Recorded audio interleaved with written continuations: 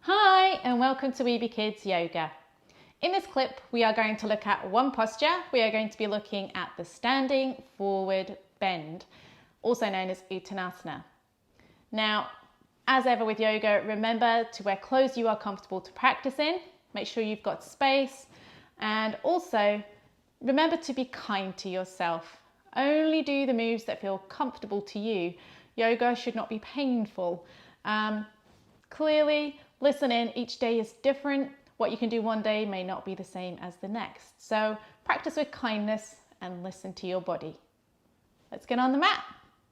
Standing forward bend begins, as you would imagine, in a standing posture. If you haven't yet checked out Tadasana, there is a clip on mountain pose or standing pose.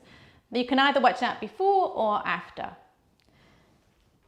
Begin by placing your feet hip width apart, nice and comfortable, firmly rooted down in the ground, placing yourself in that mountain posture. From there, we are going to be bending over from our hips. Doing this allows us to feel a stretch in the back of the legs, and it also allows us to stretch all the muscles down the spine as we lean over. I'm going to demonstrate this from the side so that you can see.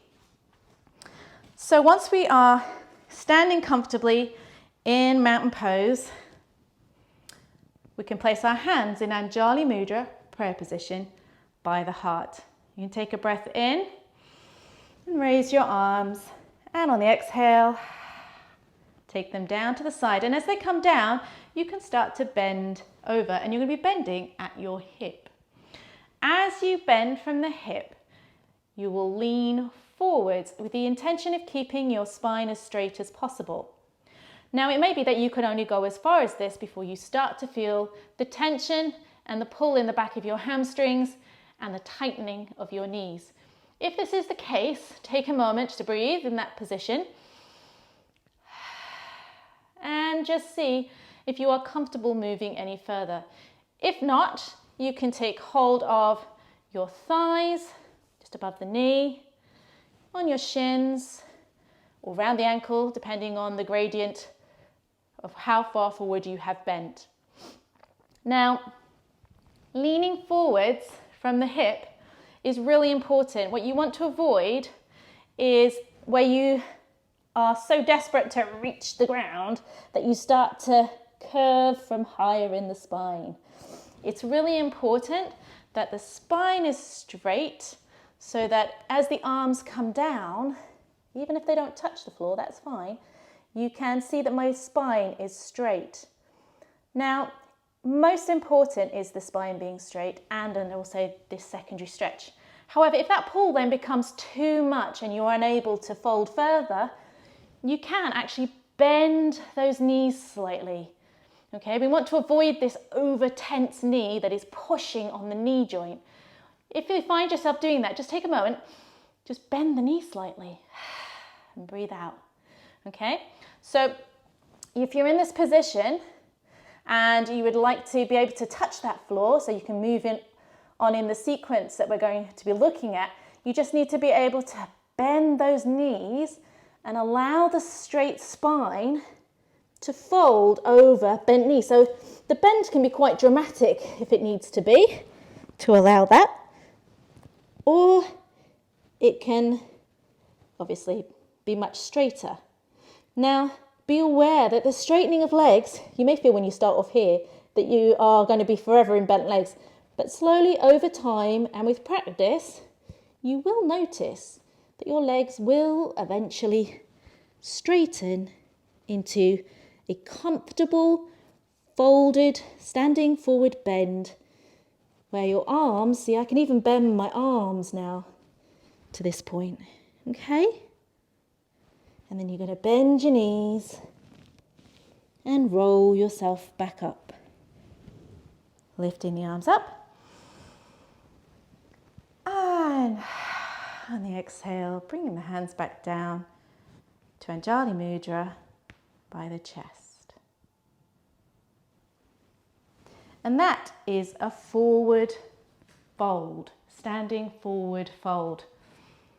Now be aware that this is quite a strong posture on the back of the legs, and it may take time and practice, as I said, to be able to practice the standing forward bend at its fullest. So have no fear if you are only like part way to begin with. As a beginner, that is absolutely fine.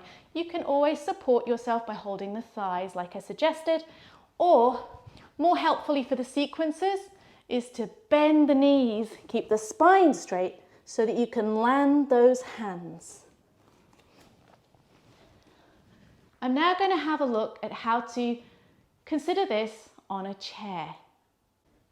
If you are needing to consider a forward fold on a chair, you are going to need to have a chair and also either some blocks, or you could use books, cushions, or whatever would feel comfortable for you.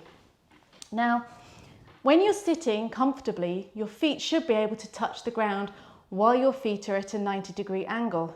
Now, I'm a little on the short side and my feet don't really touch the ground. So I can place a block underneath just to help me with that.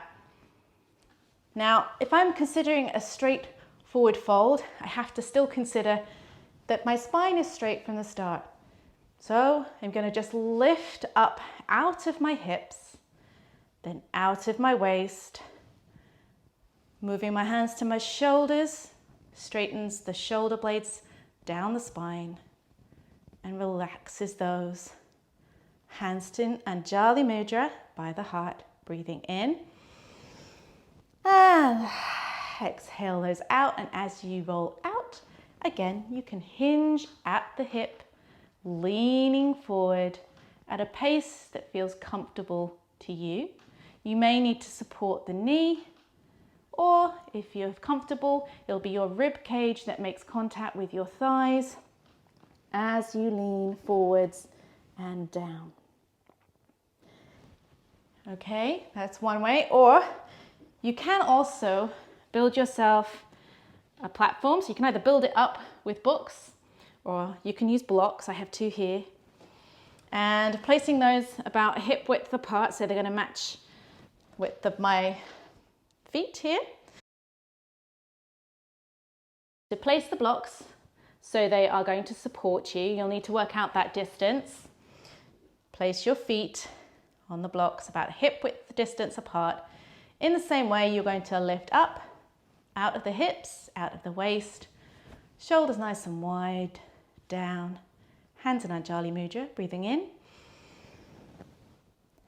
On the exhale, the arms start to come down and you begin again. It's this hinging at the hip, okay? So it's leaning forward. I'm aiming for rib cage onto my thighs. And as I come lower, I can put my hands on my ankles, my shins, wherever is comfortable, just above the knee. And as I lean forwards, okay, I can put my hands over my feet. And it's possible for you to give you that nice stretch down the back of the hamstring muscle. And there we have it.